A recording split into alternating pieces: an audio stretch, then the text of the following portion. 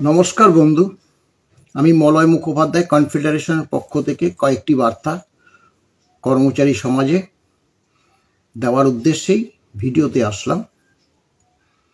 বন্ধু, গতকাল বেশি রাতেই ডিএ মামলার যে ডেলি কজ লিস্ট প্রকাশ পেয়েছে, আমি তা সমাজ মাধ্যমে কর্মচারী সমাজের কাছে তুলে ধরেছি। এবং আপনারা জানেন যে মামলাটি আমাদের যে বেঞ্চ ছিল, মাননীয় দীনেশ মাহেশ্বরী এবং মাননীয় বিচারপতি ঋষিকেশ রায়ের বেঞ্চ, তারা দুজনেই অবসর নেওয়ার পরিপ্রেক্ষিতে আগামী মঙ্গলবার যে মামলাটি উঠতে চলেছে, মাননীয় বিচারপতি সঞ্জয় কারোল এবং মাননীয় বিচারপতি মনোজ মিশ্রের ডিভিশন বেঞ্চে। এবং আপনারা জানেন যে মামলাটি 44 নম্বর সিরিয়ালে আছে। গত 7ই জানুয়ারি মামলাটি ছিল 45 নম্বরে। এবং আমি প্রতিবারই যে অ্যাডভান্স লিস্ট প্রকাশ পায়, সেই লিস্টও আমি সমাজ মাধ্যমে কর্মচারী সমাজের কাছে তা তুলে ধরি। এর আগে এই জানুয়ারি মাসে যেটা হয়েছিল, অ্যাডভান্স লিস্টে ছিল 706, সেখানে ডেলি কজ লিস্টে এসেছিল 45। এবার কজ লিস্টে ডেলি কজ অ্যাডভান্স লিস্টে ছিল 95, এবার এসেছে 44। স্বাভাবিকভাবেই কর্মচারী সমাজের কাছে একটা হতাশা জন্মেছে। এটা অস্বীকার করি না, অস্বাভাবিকও নয়। যার ফলে বহু মন্তব্য হয়েছে। প্রতিটি মন্তব্যের আমি ধরে উত্তর দেওয়া আমাদের পক্ষে সম্ভব না। হতাশাজনক মন্তব্য, বিতর্ক তৈরিও করতে চাই না। তাই এক্ষেত্রে যে বাস্তব, সেটা তুলে ধরছি। আপনারা জানেন যে 28শে নভেম্বর 2022 থেকে আগামী যে 25 তারিখ যে মামলাটা উঠতে চলেছে, 15তম।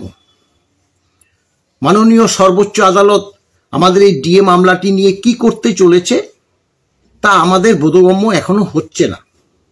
এটা স্বাভাবিক, কারণ 14টা মামলাটা যদি না শোনার সময় থাকে, তাহলে আগামী যে 25 তারিখ আমরা যে একদম 100% নিশ্চিত তা আমরা বলবো না।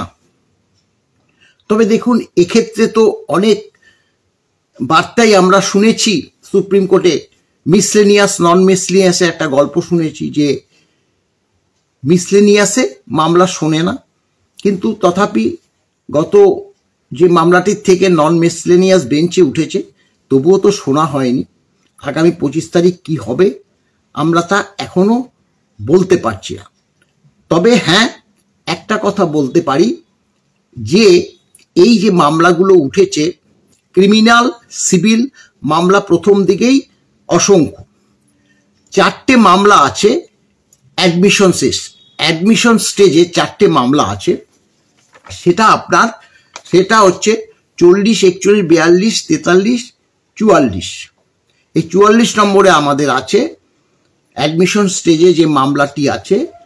এবং 4টে মামলাতে যদি আমাদের একদম শেষ কেন, সেটা যদি আপনারা জিজ্ঞাসা করেন, সেক্ষেত্রেও আমি বলছি, আপনারা লক্ষ্য করবেন যে কজ লিস্টটা বেরিয়েছে, তাতে যে 44 নম্বর আছে, শেষ একদম লাস্ট নাম্বারটি আমাদের, সেখানে তার আগের যে 40 থেকে মামলাগুলো, সেটা 14 সালেরও আছে, 19 সালের আছে, 20 সালের আছে।